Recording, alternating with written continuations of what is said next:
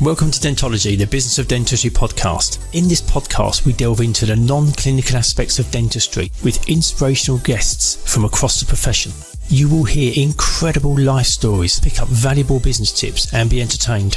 I'm Andy Acton and I'm joined by my co-host, Chris Drevens. So here we are, Dentology podcast. We've made it all the way to Portugal. And we have. Miguel Stanley, thank you so much. Absolute pleasure for having us in Europe. You guys. Thank you. Thanks for making the trip out. Yeah, I'm it's really grateful. It's Thank so you. cool, and we're in Miguel's practice in Lisbon, the White Clinic. It's next level, isn't it? It's like science fiction. I was going to say, I'm not a big science fiction fan, but we've just had a tour, and it's as close as you can get to science fiction. It's a remarkable space. Yeah, it definitely. really is. Thank you. A lot of hard work. So to kick off, your career's been well documented, but what do we need to know about your early life that gives us an insight to the person you are today?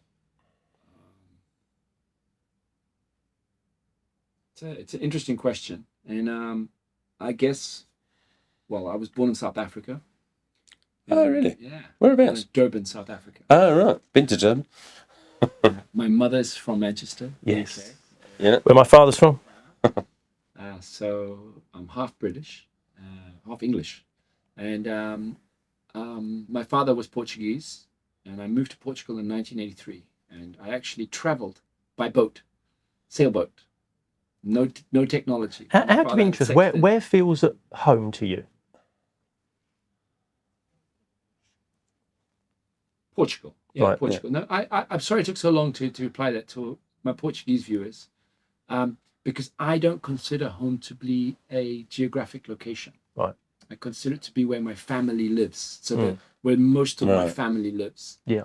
So like a tribe. I guess I'm a bit of a one. But many years ago, in 2004, there was a European Cup, football cup. I'm not a big football fan, but there was a game where England played Portugal. I think Beckham was playing. Wayne Rooney, I remember that one. And I went to the game. Yeah. And I actually took a England shirt and a Portuguese scarf. I said, I'll go have a good match. And halfway Cover through the both bases. And halfway through the match, I realised now I'm Portuguese. So yeah, and I was born in South Africa, but I was born in 1973, so I'm almost 50. By the Right. time this airs, I will be 50. Right. And I play music. I like to play the guitar, and I played in the high school band at school, and I never was scared of standing on stage and performing. So I guess that, one of the reasons why I'm well known in the world of dentistry isn't so much my clinic, my practice, but the fact that I lecture so much around the world. And that's what's created the trademark of, Miguel Stanley, let's put it that way. But and I think being comfortable on stage when you're doing that, so that helped me, put it that way. So that's one thing. And another thing is that I did my first TV commercial when I was 15, and it was a big commercial. I had no idea, and it was for a fruit juice, and I got very, very handsomely paid. But the funny thing was that I actually then banged my mom's car. I had to give all that money to my mom. Oops. And that's where you learn lessons to be responsible for your actions. Yeah. So very early on, I'm very grateful to my parents for those lessons. But and the reason why I'm talking about that is that I then later during my formative years, while I was studying dentistry, which at the time was 6 years, I did a lot of TV commercials. I was going to say, did you do more TV? I did. So between 1991 and 1998 was my university years. High school, university. I did about 80 TV commercials. Oh. So, and actually was quite successful at it. Yeah. I did a commercial for like McDonald's and Coke and all of that. And so I had a lot of, I learned a lot about this Almost stagecraft, yeah. production. Unbeknownst to me, I never thought I would be a director. That would be useful in the future. Yeah. Yeah. But I learned a lot about it and about production. Yeah. And then I guess what really threw me into the spotlight in 2005, I was in Las Vegas. I went to a very big trade show for, I think it was Dentsply Sirona. It's called the Dental Extravaganza, and Bill Dorfman, who I lectured at King's College in December 2022 with. He actually had done this TV show in the UK, in the US, called Extreme Makeover. Yeah. So in the UK, it was called The Swan, I think, back in the 90s or 2000, early 2000s. Yeah. Swan, this makeover. And I saw the show and I was like, that's cool. Now, Portugal is a very conservative country. Right. And doing marketing, doctors are not allowed to promote themselves, doctors and lawyers, unlike in the US or whatever. And I saw this, I was like, that's amazing. So I figured out how could I do it. And then I realized that thanks to all of that experience doing TV commercials and stuff, that I knew how to do this. Wow. And because I'd learned directing. So did you have to sell it to a network here did, and sort of say, hey, look, this has happened in the States and the UK? And we got a primetime TV show, and we signed in August 2005. Well, I assume that was pretty groundbreaking at the time, and even today. Forget about it, man. Saturday night, 9 p.m. primetime TV. 6 million people saw that TV show. Wow. Oh yeah. That was when you think of the population of Portugal, it's like, what was it, 2/3 people watching you on TV? Because then like just overnight, and you don't really understand fame until, Like, I was going to say, what was that like though? Because you must have had it as commercials a bit. No, yeah, but because when you're doing a commercial, there's this production and you've got makeup and stuff. People didn't really know who you were. Right, okay. Your name, you're just an actor. And, you don't really speak in commercials, right? So this was me, it's my name as a dentist. And more importantly, I think what happened was that I broke the mold in the sense that up until then, in Portugal at least, that dentistry, I'm sure much in the UK as well, up until the late 90s, was an extraction, a filling, it was pain. Bridge, it was pain, it was expensive, NHS, whatever. And here I come in, and because I was trained in implant dentistry and cosmetic dentistry very early on in my career, and the concept of full arch smile design, I actually was doing smile design in 2004. Wow. Later, joining with Christian and all those guys. Yeah. But so the concept of full arch dentistry, smile dentistry, and again, very much following what Bill had done in 2004 in the US. And I think what these shows were important were to understand that dentistry is smile. Yeah. It's a smile. And that was quite impressive because it was the first time the Portuguese public had actually seen what dentistry could do. But for you as an individual, was it like a flick of the switch? So you went from being Miguel the dentist. I went from being Miguel the dentist, this little guy with a small office, to a national celebrity. So you like the front page of Rolling Stone magazine. So you went out and people recognized. Portugal. Yeah. But so you went out and people were recognizing you in the street. What was the first time, first incident when you noticed that? Putting in gas and the lady at the cashier pulling out her dentures and asking me for implants. Really? Yeah. Wow. We were actually the first TV show. That's quite dramatic, isn't it? Not an autograph. The first TV show in the world that had dental implants in its protocol. So we had a 6-month production time exactly for the bone healing. So as you could do it. I actually convinced the network to allow me to do that because usually production times are a lot shorter. Yeah. But I said we have to work with dental implants, and so it was the first TV show in the world that would have dental implants in the. Wow. And would you say that did that put you on a different trajectory of success? Yeah. Overnight, I mean, we had 2,000 people wanting to come to the clinic overnight, and it completely. But that creates an issue in itself because in the UK we had a program probably 20 years ago now called 10 Years Younger. Yeah. And some of the dentists that got involved in that, they found that the people that came to them after they'd been on television were problematic in that there was a lot of filtering to make sure that they helped the people that they could help. Well, was that the same for you? Yes. We had, yes, it was very challenging because at that time I didn't know then what I knew now, which is patient. Yeah, because at the time you want to help everybody. Yeah, you want to treat everybody. Yeah, that's your instinct, isn't it? And it took you're on a roll. Yeah. It took me years to come up with this, better filtering systems. And unfortunately, I'm not in the public sector. I'm a private clinician. So luckily for us, I get to choose who I want to work with. Yeah. And I've never worked with insurances or any payment schemes or banks or financing. It's purely a private arrangement. Purely private. Yeah. And people say, well, how does that work? Well, it's I'm not responsible for people's problems. I'm not the government. And the same way a person would choose where they want to live, how they want their kitchen to look, what car they want to drive, what clothes they want to wear, what jewelry they want to buy, what sunglasses, well, what kind of dentistry they want to have. That's the way I saw it. And then, so the filtering process after all of that was kind of crazy.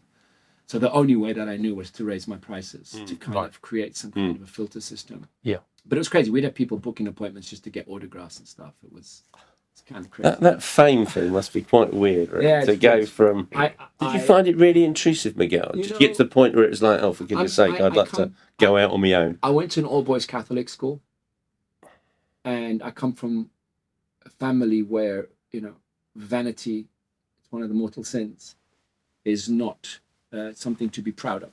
Yeah. So the younger generation with the Instagram and the TikToks showing off as part of it's normal. You have to do it almost. But the way I was brought up, showing off was not something that you would, it wasn't good. And I actually still carry that with me today. I mean, if people see my social media, I show off my work, my clinic's work, but I don't believe in, hey, look at me. So you're a private person from that. Yeah. Were you able to get any? Did you know anybody that you could lean on and get any help and advice from that had gone through the process that you're in? I mean, clearly not in dentistry, but outside of dentistry, there was no one that you could say, look. Coaching thing didn't exist back then. It was like, you're on your own. So you were just finding it. Yeah. It was, level-headed. I had the trappings of, imagine, I'd liken it to maybe a football player signing for a big club. Yeah. Making a lot of money very quickly. Yeah. But the cool thing is that I actually knew how to do it. Yeah, so it's because from your previous work. My clinic was well established by then. So my first clinic, which I founded in late 1999, opened in early 2000. I already had a small team of about 7 people, 8 doctors, right? So we were ready. We knew how to do full arch restorations, we had a good lab. So we never took on more than we could treat. And more than anything, my guiding compass was the science. So if you said, who did I lean on? Who did I ask for help? Literature, clinical evidence, scientific review, using only the best materials, learning from the great dentists, my mentors, Dr. Morris Salama, David Garber, Ronald Goldstein, Dennis Tarnow. A lot of young implant dentists in the UK wouldn't even know who these names are, and they wrote the book, and Carl Misch, one of the founders of implant dentistry. I was lucky enough in 2006 to 2008 to actually lecture with this guy on stage. Right. That's like an unknown musician playing, Bruce Springsteen. Yeah. It's a special moment. So I'm very, very lucky to have, early on in my career, have had a really good education and foundation of science. From my family, I got a very strong ethical background from my education. All boys Catholic Is there any school. dentistry in history in your family? None at all? No. You're the first? Right. Except my mom, she's going to hate me for saying this, in Manchester, on her 16th birthday, had all her teeth pulled out and dentures fitted. Wow. That was apparently something. What, 16? 16 years old. Flipping heck. In the UK. I can't fathom why they did that. No. Wow. Yeah. Flip. So I have this... it's a bit dramatic. Yeah, a bit traumatic, right? Oh, so whoever you are, the descendants, coming for you. Yeah, who are you? Yeah. Reparations. Just trying to change in tack slightly. Last year you gave a masterclass on positivity dentistry and the mindset for success at the Botis Dental. You're incredibly positive as a person. Has that always been the case? As a young person, have you always had this kind of relentless energy, or is that something that's grown? I have a lot of energy. You do. I have a lot of energy. I'm a very energetical person. I'm very passionate and I'm very outspoken. Being positive is a habit, and you have to I mean, I have really tough days like everybody. Mm. I've had challenges professionally and privately. My father passing away to, many, many challenges. I mean, I think you'd have to be a liar to say your life, in dentistry or as a private business person or a clinician is easy. However, first things first, no one likes a whiner. It's true. No, at a very basic level. Celebrities, celebrities on social media. Oh, my life! Screw you, man! You make millions of dollars. What are you complaining about? There's people going hungry and stuff. It's like so. I don't like complaining publicly. I don't like. My mother always taught me to never wash your laundry in public. That's the first thing. Yeah. So my troubles are mine. And I deal with them with my wife, I deal with them with my friends, my family, my business partners, privately. And that's just how I do things. So I could be really hurting inside. I could be taking a beating, and you will never know about it. So the positivity is the outward projected Miguel. Positivity is it's an act of bravery many times. But it's also a strategy for the creation of social. I don't know. It's just good business, man. Who wants to come to a be positive, But it spins out to the people around you as well, doesn't it? Well, it's. Look, I don't understand a lot about a lot of things, but any guru in India or any spiritual leader, including Jesus, including whatever spirituality or whatever the religious leader you follow, love is a very great power, and very few people talk about that in a business setting. But when you are kind, you get kindness. When you are, and that's why I'm very careful about who I work with as a dentist. So patients are like a canvas, and if I'm going to be an artist, that canvas better sit and be nice. So, because if there's tension and there's negative energy, even Hippocrates said that, that the bond between a patient and a doctor has to be, it's sacred, right? It's a sacred connection. And if you're just doing that as a consumer, just as a transaction. So I think being positivity just creates well-being, and mental fortitude for everyone involved. So, and quite frankly, it's like I said, it's a habit. You have to work at it. Yeah. You can't stop. So if you start working out, I'm going to start working out this year, and then you work out for January, and come February, and all you do is skip it one day, and just skip it 2 days. I'll pick it up on the weekend. You're gone. Yeah. You have to work at it every day.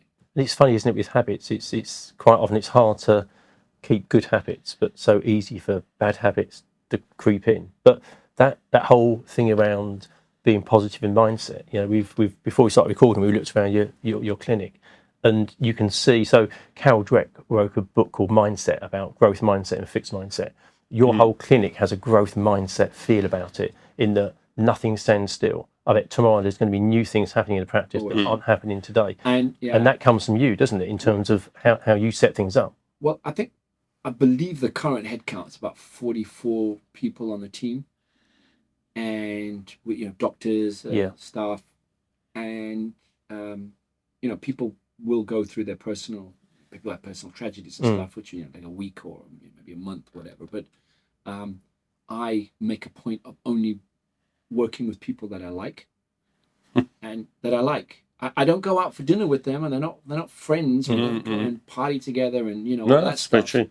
But these have to be people that I like and respect and appreciate and value, and not because they're people, but because they're people with me.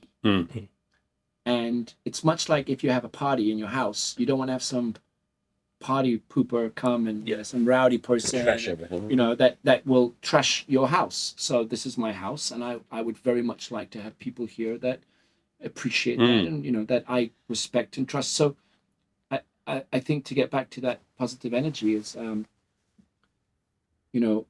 one bad apple can do a lot of damage. And so it's very important that people understand that when I hire a good person faster than a good technician. You can have all of the diplomas in the world.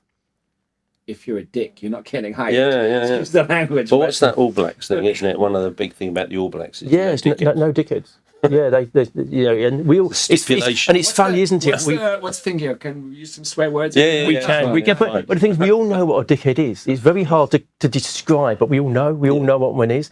But also, I think when you bring teams together, they're like a tribe. And if you have a group of people that behave in a particular way, if somebody joins that team and they're not one of them, they get rejected quite quickly. Yeah. So by creating people that think and behave in a particular way, it always puts you on the path of success when you recruit new people. You're completely right, Andy. And moreover, I usually jokingly say that White Clinic has its an immune system. So I've literally tried to hire people that I'm like, this person's amazing. And after like a week, this guy's got to go. Yeah. And I've learned to listen to my team. And if that person, everybody's welcoming. And if that person just, how some people like their way to be successful is to divide and conquer. Some people just because of their own insecurities. And that has happened, and some really good doctors have tried to create their little tribe. Almost a little clique. Well, it's that whole thing about hiring for attitude, not for skill.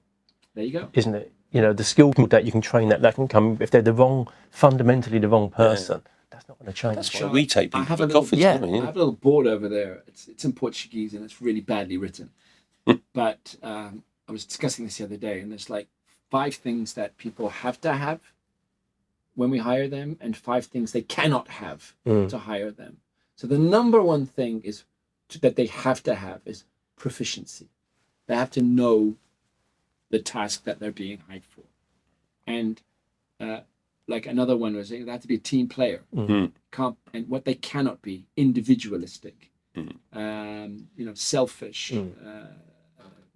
So there's attributes that are the human condition. And I think in a profession like dentistry, that's not a single transaction. You create a relationship with your patients. And most patients will take home an experience, whereas the dentist will take home the act they performed and get paid for the act they performed. The patient takes home the experience of having that act performed on them. And hence the good energy and the positive mindset is just good for business. You were saying about being positive and success, and you keep certain things private, which we all do. You had a situation in business, didn't you, several years ago that ended up becoming public, which in an ideal world perhaps that would have stayed private. For where you are now, you've had phenomenal success, and I'm sure lots of people look at you and say, well, I'm never going to be Miguel, I'll never get to Miguel's level. But it's not always been easy, is it? Do you want to share the story with us of what happened? So, Icarus. For those that don't know, it's an ancient Greek mythology story where Icarus where him and his father created wings because they wanted to fly off an island. And in order to join the feathers together, they used wax. And then they were told that they shouldn't fly too high to the sun or the wax would melt. But Icarus didn't pay attention and flew high to the sun, and his wings melted and he crashed into the water. The moral of the story is, you shouldn't fly too high, and you should, stay your course and listen to things. But I guess that's the way that people would perceive it. But what really happened was greed of a third party. So I'll explain the story. It's quite Shakespearean, and it's Machiavellian.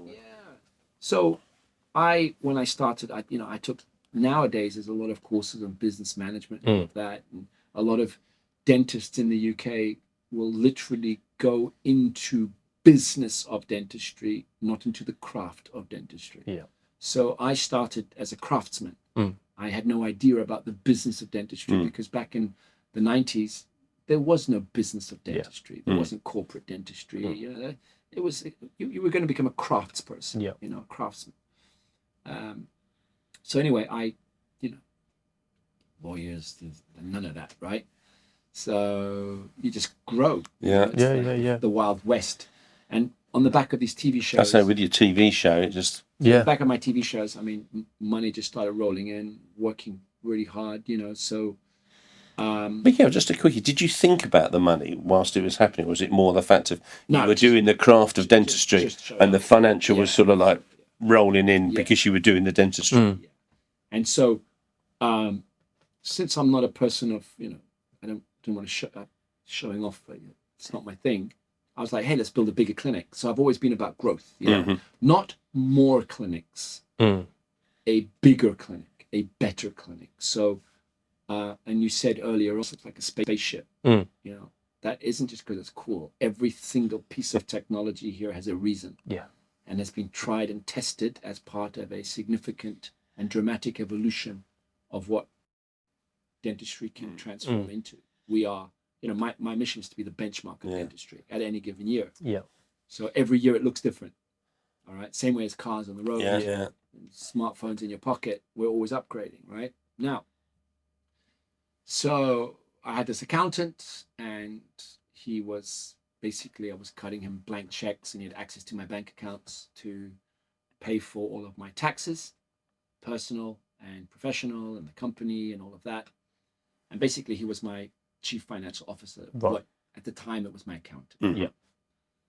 And in 2008, I decided that I wanted to build this big clinic because I had seen another dentist in Portugal, a guy called Paulo Malo, who was famous. He did the All on 4 and all of that. And he had this huge building, and he was like, there was all this marketing all over the country, like the biggest dental clinic in the world. And it's 2008. This is before the financial crash, right? So, just before. The world's going up, there's money everywhere going around, and I'm king of the world. Yeah, you're doing great. Yeah. Hey, let's go do that. And I stupidly rented a really large space in the sense instead of buying, because I really wanted that space. Just to give it some quantum, when you say stupidly large, how large? In meters, the whole thing was about 3,500 square meters, which would make it about 30,000 square feet. Wow, that's massive. That's a warehouse. And it was in prime real estate. It was in the Lisbon Design District. Right. I mean, the heart of the cool district. It was just like amazing. And we had a training academy, a lab, and also because of the show, we had plastic surgeons, nutritionists, psychology. We had a gym. We had a spa, a hair transplant unit. We had dermatology, skincare, all of the lasers, hair transplant center. We had an in-house kitchen. So anything that you could think about of modern beauty, healthcare, we had in one spot. Till today, it's the only time that ever happened in the world.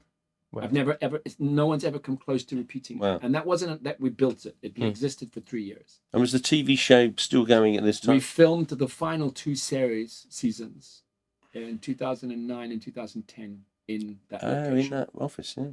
So you can see it online. Yeah, it's there. It's called Dr. White, and so it's that little like scooters. That had about 100 people working for me back then. Yeah, in one location. It's pretty cool. And I was lecturing a lot, and so I always made sure to counter my TV persona with the scientific. So I never ever stopped doing it. I mean, it was because for me, as the architect would say, form without function doesn't really work. Yeah. So I had to have the backbone, and the backbone of everything a dentist or doctor does is science. You're all about the science. I think that's what we've known. We've only met you recently, but the thing is, you're all about the science. And sort of everything else follows the science, which is most brilliant. dentists, unfortunately, are all about the marketing. What makes money? I'm like, no, what works? Yeah. Money follows the event. That's why our accountant always tells us. Be good at your job. Know what you're doing. Remember what I said? Proficiency. Yeah. I need to know what I'm talking about. So just for some context, I've been trained in implant dentistry since the late 90s, very classically trained by some of the best guys in the world. I've been doing implant dentistry for 24 years. I live all over the world on complex advanced implant dentistry, bone regeneration. So I'm also a periodontist and 3-dimensional bone regeneration, soft tissue regeneration. I'm also a cosmetic dentist, so minimally invasive. I'm an adjunct professor at the University of Penn on restorative. So I'm a master minimal invasive cosmetic dentistry, adhesive dentistry, bonding, all of that stuff.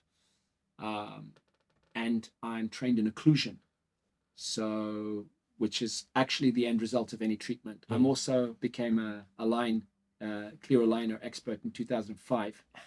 So I'm Very really, early I've got days, over yeah. 300 diplomas, you understand? So I'm really, I train a lot. And you seem to thrive on being right at the cutting edge of what's coming next. Well, every year, look, man, if you update your hardware and your software automatically in your pocket, why shouldn't you do so in your brain? I and in think your dead practice? right. Dead When I right. see clinicians that claim to be successful and are driving a 2022 $500,000 or $400,000 car, and their technology is from the 90s, I'm like, that guy's a dick. So let's maybe some congruence. Yeah. Personal congruence would be better because there's a lot of them out there. Trust me. Yeah. So let's get back to the thing. So here we are. This clinic was huge. And one day my accountant came to me and then the financial crisis hits. Of course, the market contracts. Yeah. But I've got this TV show going. Everything's going. So I'm like, let's keep on going, man. Let's keep on going. Nobody could foresee how bad the global financial crisis was. And, naturally, you got some bank loans going on. You're trying to get everything going, all normal stuff. And then my accountant came to confess to me that he'd pretty much been embezzling money for 2 years. And mostly tax money. Right. So not only had it come out of my account, but he hadn't paid the tax man. And you never want to upset that. He'd given, blank false statements, and he'd falsified documents and all of that. It was like he later, 4 years later, because you never go to court straight away. Yeah. He always confessed. He was like a psychopath. The guy was like, this is exactly what I did. Signed a confession. Why did he confess? Was it because he was about to get caught? Because he'd been doing it for 2 years. Well, look, man, I'd always been really nice to him. That's the worst part. I paid him really well. And on top of that, paid him really well. So, and then... It's interesting as to why he suddenly decided at that... I wonder if it was because the crash and it was sort of looking rubbish. First thing Nowhere to go. He'd considered committing suicide. So, I don't know why people do what they do. Maybe you start sometime and then you trying to... Yeah. I don't know, man. How did you react when he came? Honestly, when because he came to me to my house and basically the next day we were going to be audited. Right. And I had no idea, and I'm in the middle of high flying, right? I was going to say you're I'm flying. You're Icarus. I was going to say Icarus. your wax is melting. Yeah. He didn't know it though. No problem. And because the business was really rocking, man. Yeah, My practice was full. Everything was going, and I'm thinking expansion, right? Yeah. I'm thinking growth. I'm thinking, because that's my brain. My brain is every day, how can I do better? Yeah. How can I do better with my body? How can I do better with my brain, with my friends, with my family, with my business? I don't know if you know anything about like human design or your personal, it's a bit beyond your star sign. If people that would know about star, I'm not that I'm that kind of stuff, but my wife believes tremendously in it. And I have a very unique star sign and set of human conditions that make me a builder. Right. And ironically, my British grandfather was a builder, a bricklayer. Very honest profession. Okay. Honest profession. With that said, so he came to confess and he said that he'd thought about committing suicide. And I was like, what happened? And he explained, look, I've been stealing money. I'm like, man, it's okay. So fine, we can figure out how much you need, From you. Did you think I tried to help him.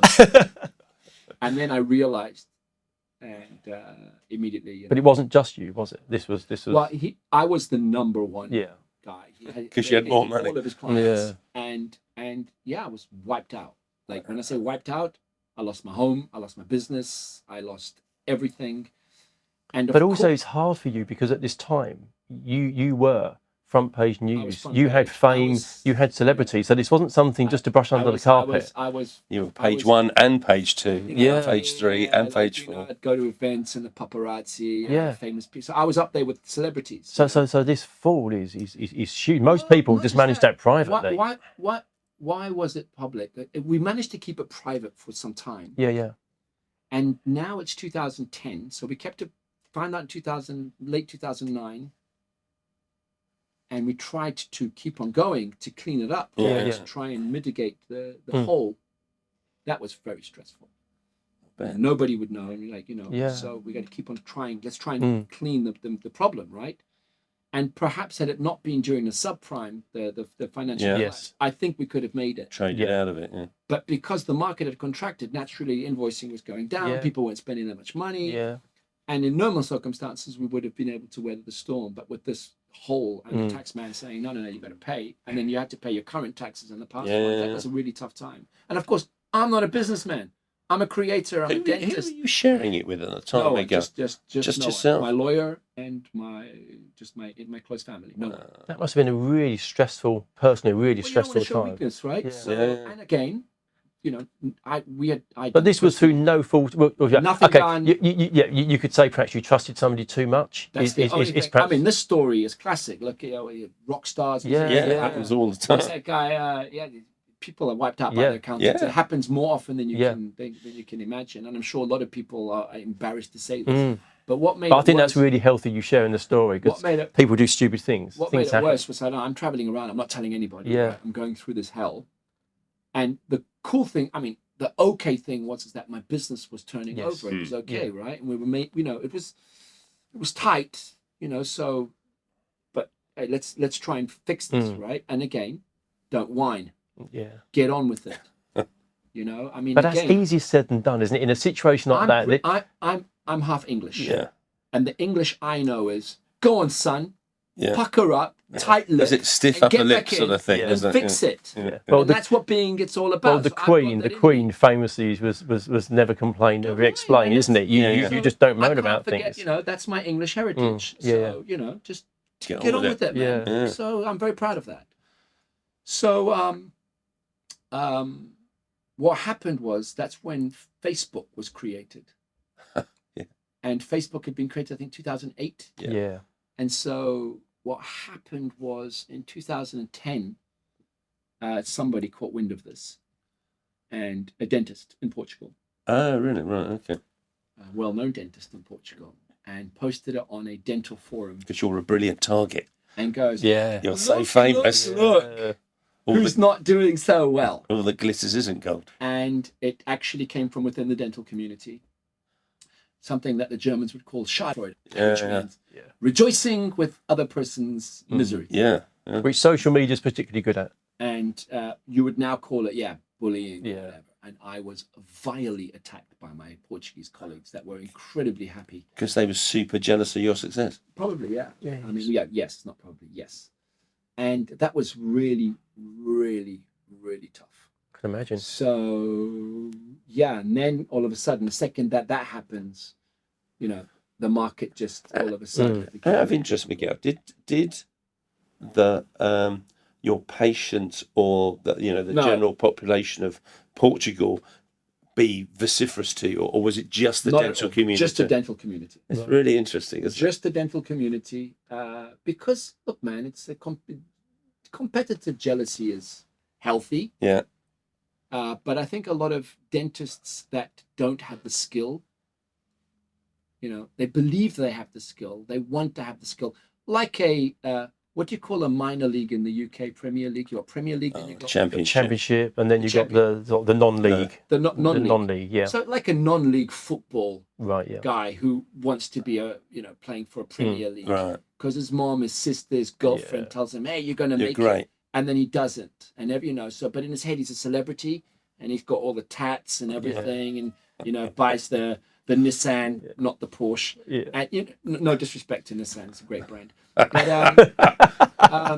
but what I'm trying to say is that he's got a GTR. A lot of people in their mind are it, and it's I treat a few real celebrities real athletes. I know who these people are, and there's something different about them. They're actually the real deal. Yeah. And it's really difficult for a lot of people to deal with that. You know. So, but with that said, part of the journey. Lost everything. We had to close that business. I lost my dream. I couldn't pursue that dream. And I don't think many people. My brother is a very dear friend of mine. Many years later, said, "Look, not many people on earth would have been able to have got back in the ring. But that's what champions are made of." And my father, I've never said this on camera. That was my nickname, Champ. Really? I don't give up. Yeah. Keep going. I don't give up. I suppose the thing is, whilst it was a business failure, not through your own fault, it still meant you still had the dentistry, you still had the backing of science, you still had the definitely. skills. There you go. So you've got something to fall back on, haven't there you? you go. So, I mean, look, remember, I could always have gone and got another job at another clinic. Yes, yeah. So, Which actually would have been very easy. well, there's two people. Wouldn't it? There's Miguel Stanley, the business person who died that day, and Miguel Stanley, the dentist, took over. You know, and I'd never stopped being a dentist. Yeah. You could wet finger dentist. Yeah. So I still today and for 24 years practice dentistry every day. Surgery every day. I do dentistry every day. I've never stopped. Looking back, in hindsight, did you do too much and go too quickly? Did you build too quickly? Did you add in too many services? The white clinic you have today is so dentally focused and pushing the boundaries, whereas the business you just described had lots of different facets to it. It's a great question. Here's my honest answer. No, I think I did the right thing. The problem is I did it in the wrong country. Right. That's interesting. Which is the right country? Yeah, so which is the right country. Had I done this with a city with a population density of over 10 million, it would have been easy to have had a larger talent pool to work with. Right. So I don't think that at the time Portugal was ready for something that I had done. I'm not saying it's, Portugal's, I love my country. Yeah. It's an amazing country, but just a bit too much. 2008, very conservative. Doctors were very conservative. So for me to train doctors and dentists to see my vision, it's a bit of a leap. It was way too futuristic. Yeah. Think, I'm not comparing, but think Elon Musk saying in 2012, I'm going to build a factory in the middle of the desert with the people are like, but he had the money to keep on going. But your approach to dentistry now is futuristic, even for a lot of dentists to sort of get with it, isn't it? And now we're talking, what's that, 14 years past that point at least. Yeah. So when that all happened, we started from scratch in this clinic. I mean, the brand was very valid. The Miguel Stanley brand was very powerful. My lecture circuit went from strength to strength for 20 years. I never stopped lecturing. So, this is a local problem. And Miguel Stanley, the international speaker, was a global. That must be a great salvation to you in your mentally point of view. Thank you. Yeah. And quite frankly, and I think probably many athletes can figure this out. And you've got movies about this, if you can have your personal troubles, but if you're actually talented at something, that talent will save you. Yeah. And so that's why, a word of advice to all young dentists out there, business-minded dentists, is never, ever, ever stop learning dentistry, because the craft is what saved me. Yeah. The craft is what saved me. It's a great lesson. Being a good dentist saved me. I tell you the fascinating thing, and it's on a much lower scale, but as you know, we used to work for banks and run banks. And I always say to people that the biggest times that dentists ever failed in business was quite often when they forgot that they were dentists. They forgot that base of being a dentist, which got them to where they were, and then they decided to become a property developer or something, or whatever. I think if the second that you forget that dentistry is a business of addition, not of multiplication, so let that sink in. It's not an over-the-counter thing. It's a relationship thing, and there's very few areas in medicine where your craft obliges you to have this ongoing thing. And moreover, depending on how your treatment, I have this formula for success in dentistry. All right, everyone listening, write it down. Success in dentistry is a good treatment plan plus your experience plus the materials and technologies you use plus adequate time to do that specific treatment. And you have those four in a good proportion, you will be successful. Yeah. Meaning, if you have less experience, in order to have an equal outcome, you better have either more time or better materials or the best treatment plan. So there's a compensation of some sort. It's a mathematical formula. Yeah. And I believe in that formula always. And that's why, I created something called slow dentistry many years ago. I was laughed at But the reason why so many people suffer from mental illness and anguish and stress and suicide thoughts in our profession around the world, not just the UK, is because they don't have enough time to think and to process. And so that's something that I've always done in my career.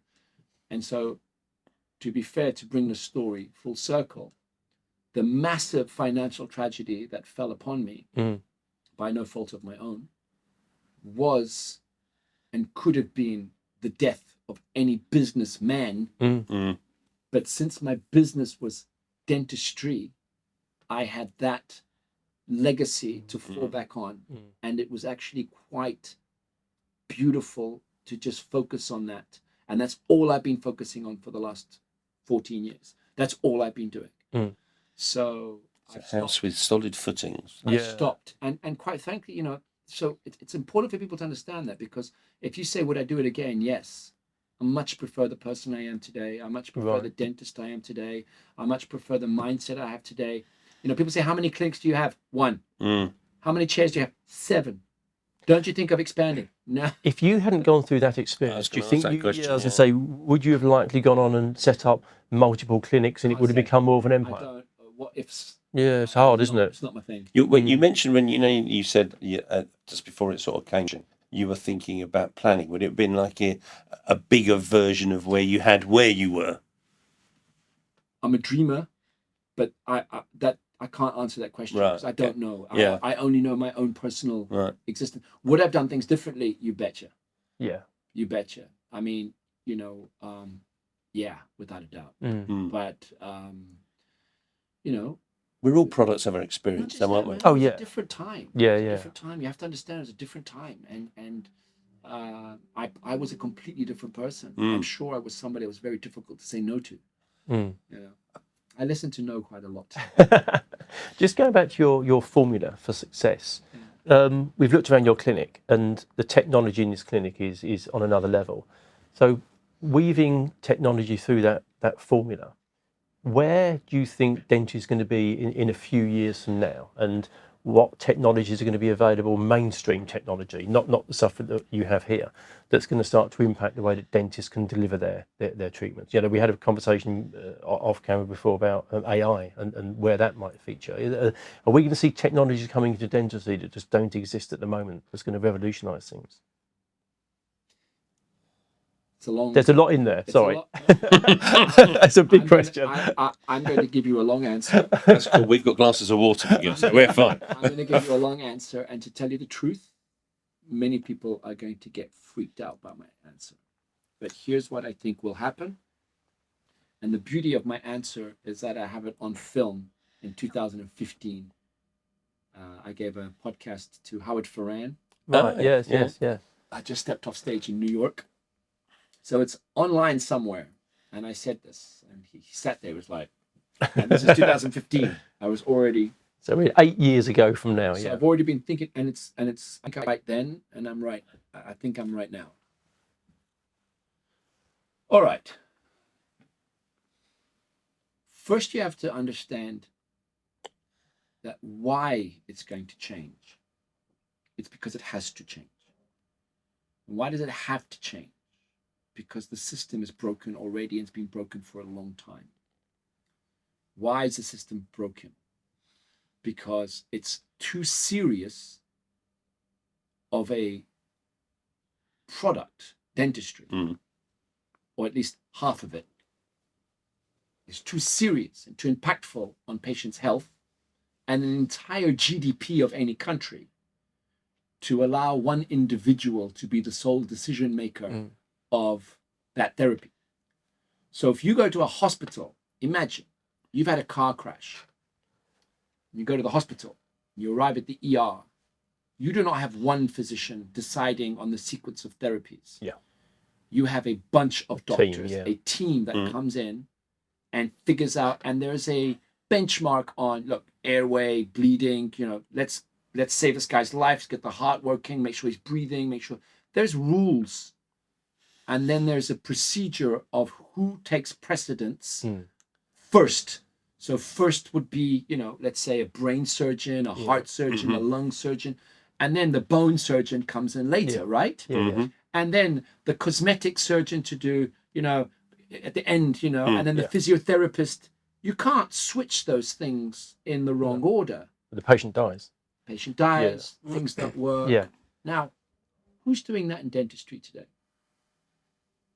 So when the patient comes and has, imagine, cysts in their jaws because they're whatever, bad dentistry, whatever, and come to a dentist who is specialized on cosmetic dentistry, veneers or bonding, where there's a lot of money in marketing, and this patient rocks up and says, I'd like a Hollywood smile. Is that dentist going to say, no. First, you've got to clean up the infections and get rid of all of those cysts. And, I don't do that, but go see somebody else and then come. Well, let's just argue that, yes, but we all know that that doesn't happen in every clinic. And I think at the end of the day, the population is becoming more aware of this. And that the magic trick that is sales and commerce and dentistry is slowly becoming harder to sell because competition is becoming more ferocious. Lawsuits are becoming higher. The industry is becoming smarter. And networked clinics, or what do you call them in the UK? Corporates. Or multiple owners. Are understanding that there's money to lose in the long term, reputationally wise, by not getting the job done well in the first time round.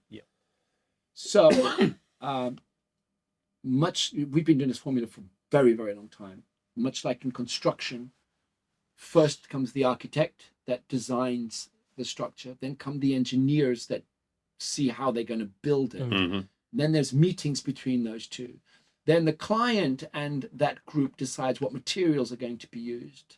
Then perhaps the interior design can come in, and there's a 3D printing of the structure.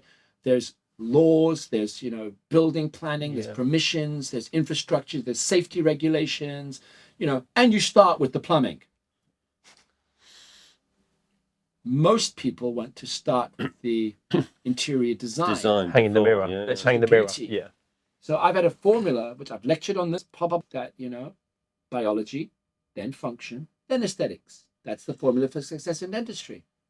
First, get all infection out, and then rebuild the function, the bite, and then get the aesthetics. But what most people want is then patients. Aesthetics, to hell with the function. Not worry about the doesn't hurt. So, and so when there's a lot of money involved and the sense that doctors want to help their patients instead of heal their patients, because they're two different things.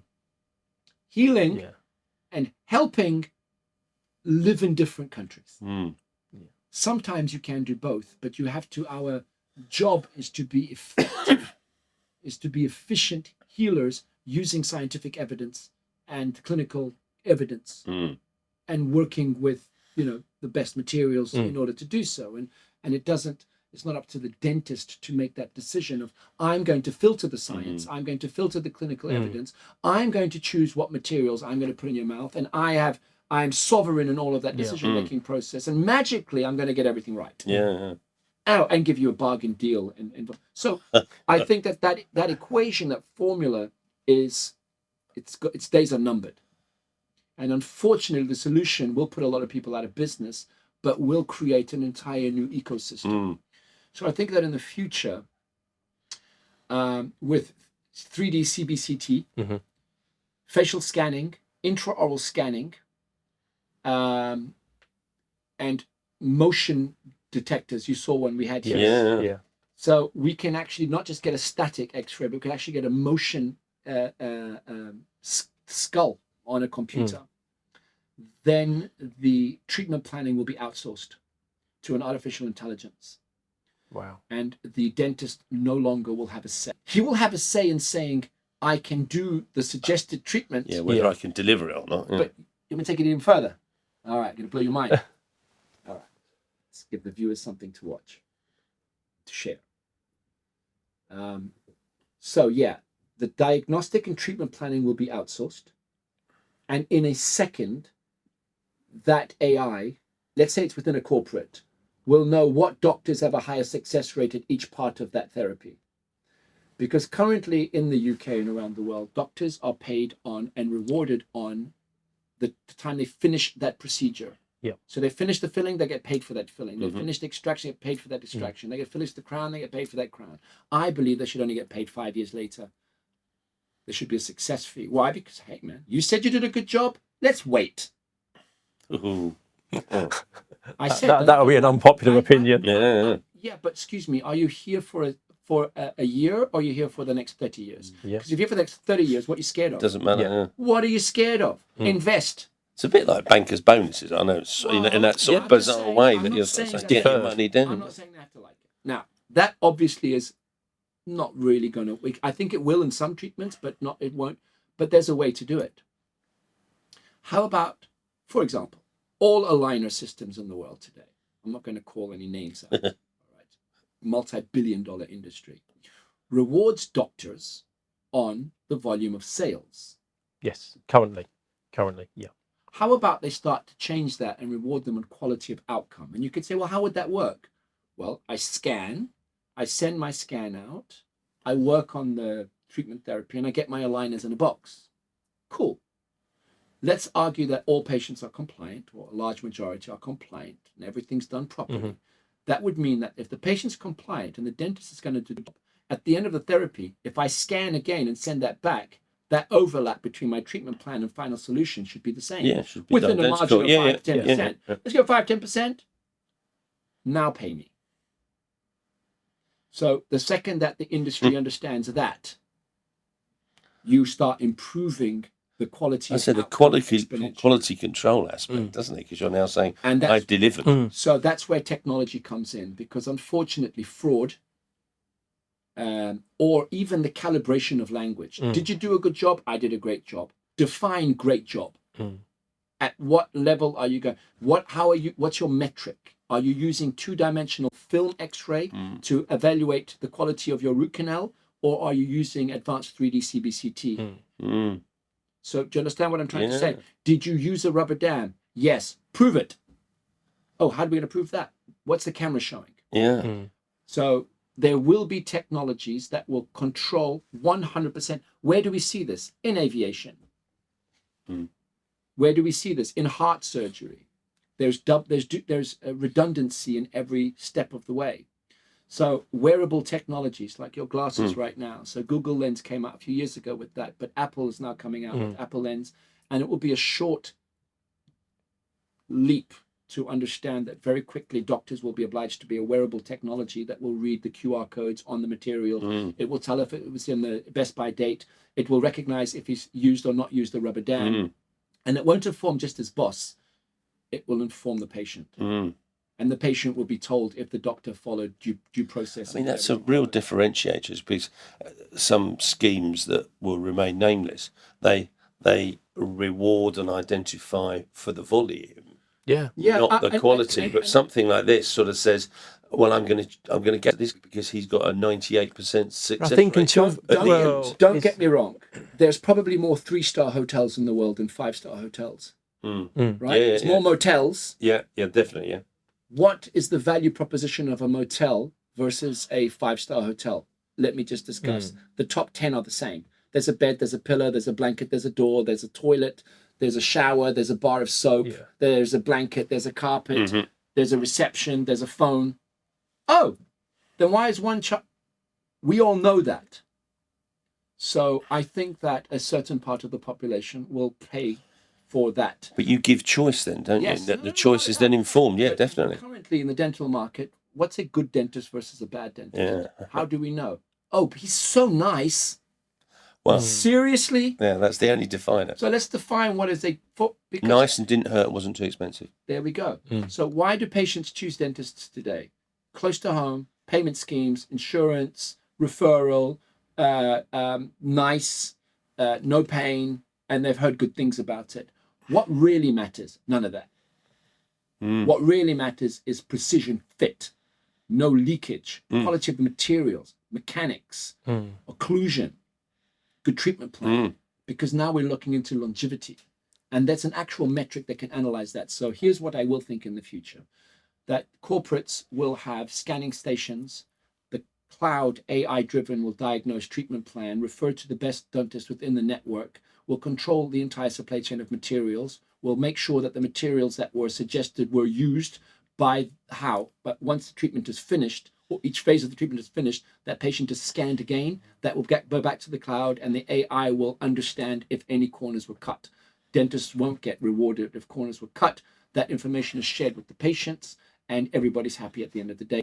If you are not a good dentist, you should not go work in one of these. Because you're not going to be. And I suppose until recently, the easiest metric is always a numerical one. You know, sell more, you get a higher number, because we can measure numbers very easily. Europe bankers and former bankers and business people, you go to the US today, or I'm sure many places in the UK, just a generic question, dentist to dentist, how was your year? Man, I make so much money. Financial metric. Man, I paid 3,000 implants. Man, I had 500 crowns. It's numbers. It's Man, easy to measure. See 50 patients a day. Yeah. Okay. Don't you think the right answer should be, I had 0 failure? Every single one of my patients is happy with the treatment that we did 10 years later. Do you want me to show you 20-year follow-ups? That's why I'm on stage. Not because I'm doing big, marketing. I've got 20-year follow-ups, do you understand? I've been in the business for 20 years at the highest level. And when you're like a Formula One driver, you're not there because you're nice. You're there because you're winning races. And you are not the most important person on the team. The engineers are. Yeah, the team. Guy who put the tires. I would even argue that the lady that cleans the paddock floor, because if there's an oil stain there, you got a lady or man, I'm sorry, that cleans the paddock floor, because if you don't clean that stain, the pilot falls and breaks his elbows. Everybody's important on a team. It's a really interesting one as well, isn't it? Because you quite often with the dentists, some dentists, they see themselves as I am the clinic. Whereas what you're saying and what you exhibit, and I think you're right, is the fact of everybody is important in that whole transaction. It's an ecosystem. Yeah, it is. And people talk about sustainability and sustainability. People say, what does sustainability mean to you? Well, most people would equate it to the sustainability of the planet. I think sustainability in dentistry is everybody winning. Everybody winning. And that means that some can't win more than others. And that's nothing to do with communism or socialism or anything. It's pure capitalism. And if you think about it, if everybody's winning, one of the metric has to be the patient's health. That's a great point. I think, definitely. Great point. Thank you for listening to this episode of Dentology, where we discuss the business of dentistry. If you like what you heard, please do subscribe where you found this episode. That would be amazing. And also follow us on Instagram.